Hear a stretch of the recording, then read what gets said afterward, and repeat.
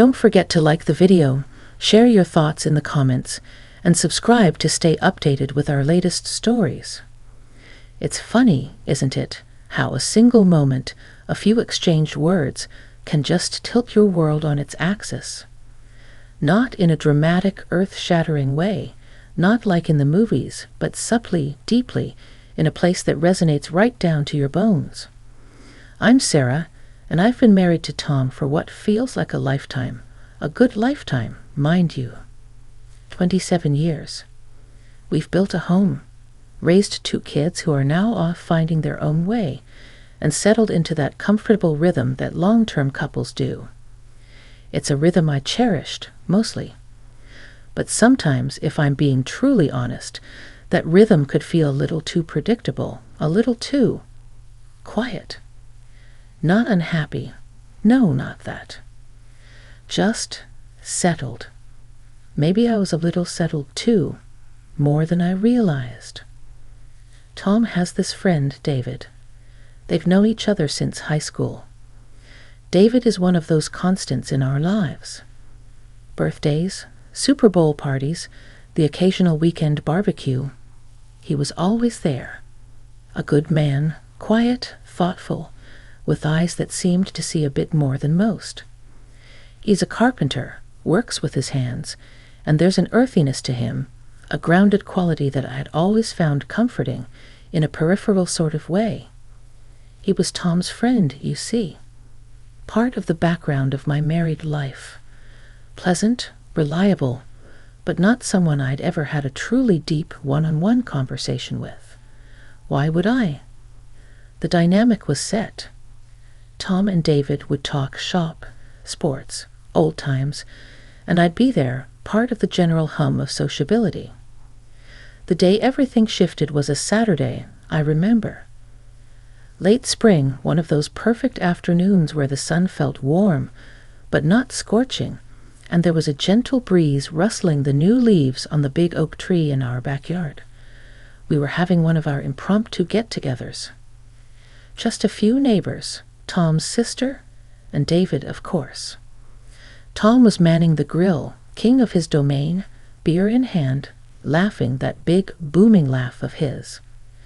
I was flitting between the kitchen, bringing out bowls of salad and chips, and the patio, making sure everyone had drinks. The usual hostess dance. I remember noticing David was a bit quieter than usual that day. He was sitting on the edge of the patio, nursing a lemonade, looking out at the garden I'd been working so hard on that spring. There was a pensiveness about him. Tom, bless his heart, was regaling everyone with a fishing story, complete with exaggerated gestures. I smiled, catching David's eye for a moment. He gave a small, almost imperceptible nod, a flicker of a smile in return. Later, as the afternoon began to mellow, the neighbors drifted home, and Tom's sister announced she needed to leave. Tom walked her out to her car, and suddenly the backyard, which had been buzzing with chatter, fell into a comfortable quiet. It was just me and David. I started gathering empty plates and glasses, the familiar ritual of cleaning up. David stood up, not to leave, but to help. "Let me get some of those, Sarah," he said, his voice calm and low. We worked in comfortable silence for a few minutes, stacking plates, carrying things into the kitchen. The light streaming through the kitchen window was golden, dust motes dancing in the beams. It felt different. Not awkward, but charged with a certain awareness. We were alone, truly alone, for perhaps the first time in all those years of him being Tom's friend. I was wiping down the counter when he spoke, his back partially to me as he rinsed a few glasses in the sink. He wasn't looking at me, which somehow made his words land with even more weight. "Your roses are really something this year, Sarah," he said, his voice still quiet, but with a different timbre to it. It wasn't just polite small talk. There was something else there, a sincerity that made me pause. I dried my hands, a strange little flutter in my chest. "Oh, thank you, David," I replied, trying to keep my tone light. They took a bit of a hit with that late frost, but they've bounced back, I think." He turned then, leaning back against the counter, and his gaze was direct, kind, but with an intensity that was new to me, or perhaps I just never noticed it before. "They're more than bounced back," he said softly. "They're thriving, just like you." And that's when I knew this wasn't going to be an ordinary conversation. My heart gave a little squeeze, a mixture of surprise and an odd, unexpected warmth spreading through me. I didn't know what to say, so I just looked at him, waiting. The air in the kitchen seemed to thicken, not with tension, but with a kind of quiet anticipation. His words, "just like you," echoed in my mind. It was such a simple phrase, yet it felt loaded, personal. I'd spent so many years being Tom's wife, the kid's mom, Sarah who hosts the barbecues. To be seen just as Sarah, and for someone to articulate that I was thriving, it was disarming. Especially coming from David, who I'd always categorized as more of an observer than a commentator on personal matters. I try. I managed, a small, slightly breathless laugh escaping me. It felt like a silly response, inadequate to the moment, but it was all I could muster. He didn't press, didn't make me feel awkward. He just held my gaze for another moment, his expression unreadable but not unsettling. It was more like he was giving me space to process his observation. Then he looked away, towards the window overlooking the garden, the late afternoon sun casting long shadows across the lawn. "Tom's a lucky man," he said, his voice still soft. "I've known him a long time. He's got a good heart, but he's Tom. Sometimes I wonder if he truly sees everything he has." My breath hitched. This was uncharted territory. We were talking about Tom, my husband, his best friend, but it wasn't gossip, not the way he said it. It was an observation, almost a lament, spoken with a certain gentle regret. I found myself nodding slowly, a truth I hadn't consciously acknowledged, or perhaps hadn't wanted to, blooming in my chest. Tom was a good man, a wonderful man in so many ways, but detail-oriented about emotions? Not particularly. He loved me, I knew that in his way. But the nuances, the quiet shifts in my own inner landscape, those often went unnoticed, lost in the routine of our shared life. "He's comfortable," I offered, trying to find the right word. "We both are, I suppose. It's easy to stop. Looking closely after a while, isn't it?" David turned back to me, a faint smile touching his lips. "Easy, yes, but not always best." He paused, then added, "I see you, Sarah. I see how you pour yourself into everything. This home, your garden. The way you always made sure my son, Michael, felt welcome when he was a shy kid and I'd bring him over.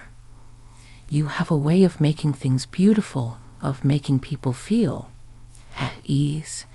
It's a rare gift." My eyes started to prickle.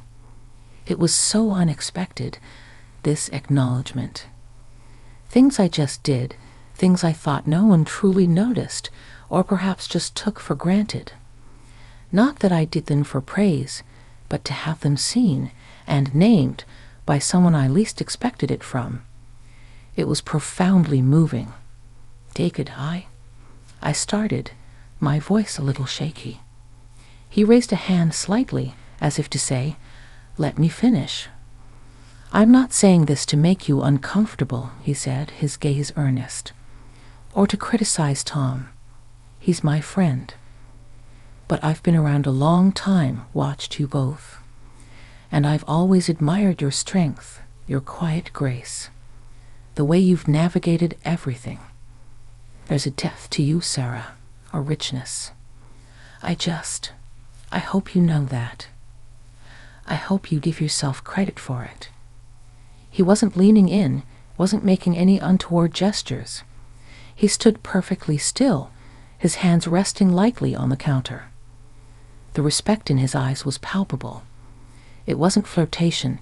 It was something far more profound. It was recognition.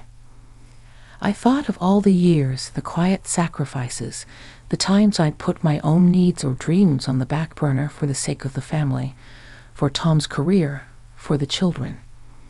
Not with resentment, not usually, but with a quiet acceptance that this was my role. And now, here was David, Tom's friend, seeing all those layers, acknowledging the person I was beneath the roles. It was like a parched part of my soul was suddenly being watered. "Thank you," I whispered, and this time the words felt right, filled with the emotion that was swelling inside me. That means a great deal to me, David. More than you know." The silence that followed wasn't empty. It was filled with a new understanding, a connection that had been forged in those few quiet moments in my sunlit kitchen. Tom's footsteps on the path outside broke the spell, his cheerful, oblivious voice calling out, "Everything all right in here? Need any help?" David's expression didn't change, but there was a subtle shift, a return to a more familiar, neutral demeanor as he turned towards the door.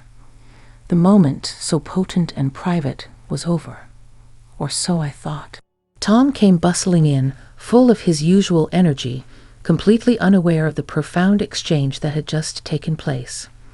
"Just finishing up, Tom," I said, my voice surprisingly steady, though my insides felt like they were humming a new, unfamiliar tune. David just nodded, a quiet all good directed at Tom. The ordinariness of their interaction, the easy camaraderie, stood in such stark contrast to the depth of what had just passed between David and me. It was like stepping back into the regular world from a hidden, sacred space. As Tom launched into a story about something his sister had said, I found myself looking at David, really looking at him, perhaps for the first time. Not as Tom's appendage, but as a man in his own right, a man who had just handed me a gift I hadn't even known I was longing for, the gift of being truly seen. There was no awkwardness in his demeanor towards me now, no lingering intensity that might betray our conversation. He was simply David, Tom's friend, listening politely, a faint smile on his face. Yet something had irrevocably shifted. It was in the way our eyes met, just for a fleeting second, a silent acknowledgement that resonated deeper than words. The rest of the evening passed in its usual way. We ate leftovers for dinner. Tom and David talked about some project they were considering for David's workshop, and I mostly listened, an observer with a newly awakened inner world. I felt different, calmer, yet more alive. The routine of the evening, the familiar cadence of Tom's voice, the comfortable presence of David. It was all the same, but I was experiencing it from a new vantage point. It was as if David's words had polished a dusty window in my soul, allowing me to see myself, and perhaps even my life, with a clearer, more appreciative gaze. When it was time for David to leave, he shook Tom's hand, clapped him on the shoulder. Then he turned to me. "Good night, Sarah," he said, his voice gentle. "Thank you for everything." Standard words, the kind of thing anyone would say. But the way he looked at me, the quiet sincerity in his eyes, it carried the weight of our earlier conversation. "Good night, David," I replied, and I hoped my own eyes conveyed the gratitude I felt. "Drive safe." After he left, Tom yawned and stretched. "Good old Dave," he said affectionately. "Solid as a rock, that guy."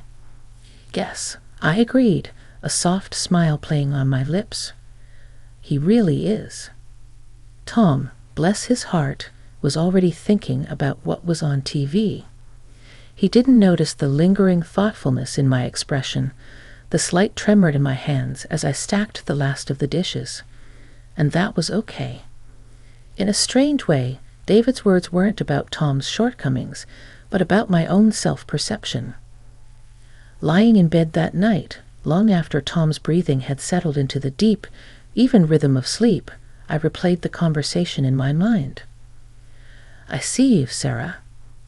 There's a depth to you, Sarah, a richness. I hope you know that." Each word was a balm. It wasn't about wanting more from David or less from Tom. It was about me. About the Sarah who had perhaps become a little submerged over the years, a little too accustomed to being the supporting act.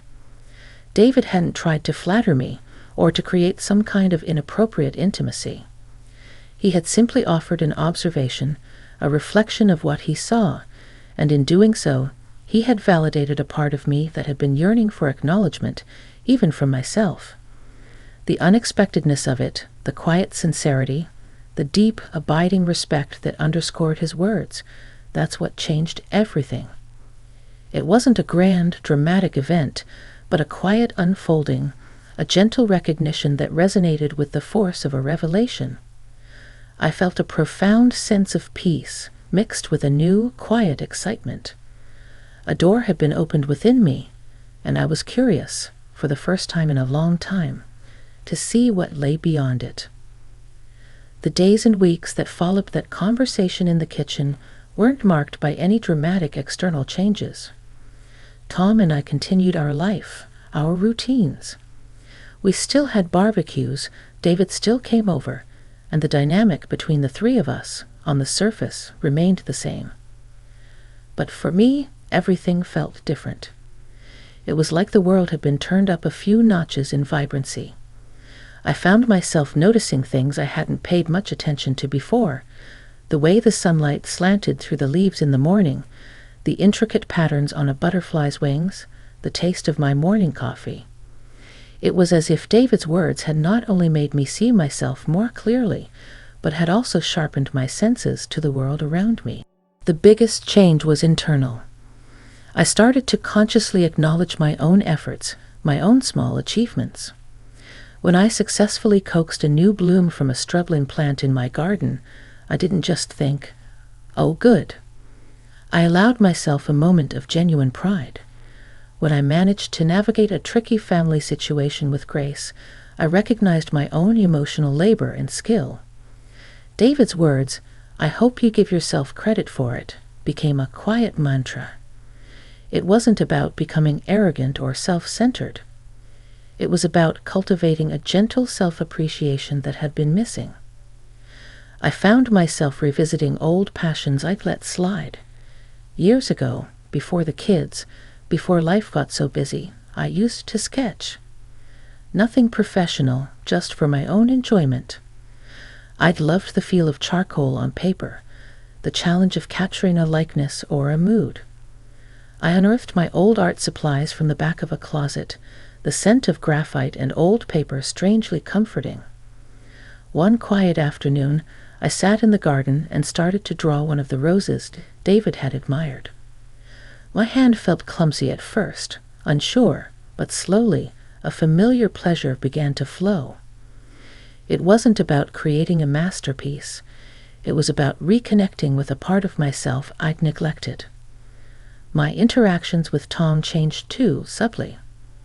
I didn't bring up David's specific words. That felt too private, a gift meant just for me. But I found myself being more open with Tom about my own feelings, my own needs in small ways. Instead of just quietly handling everything, I might say, "You know, I'm feeling a bit tired today. Could you maybe handle dinner?" Or if I was excited about something I'd read or learned, I'd share it with more enthusiasm, not worrying if he was truly interested, but sharing it for the joy of it. And surprisingly, he often responded positively, perhaps sensing a new, quiet confidence in me. He even commented one evening, "You seem happier lately, Sarah. Lighter." I just smiled and said, "I am." The next time David came over, I felt a quiet warmth towards him, a gratitude that needed no words. Our interactions were normal, friendly. But when our eyes met, there was that flicker of understanding, that shared knowledge of a moment that had, for me at least, been transformative. He never brought it up, and I was grateful for that. His gift had been given, and its power lay in its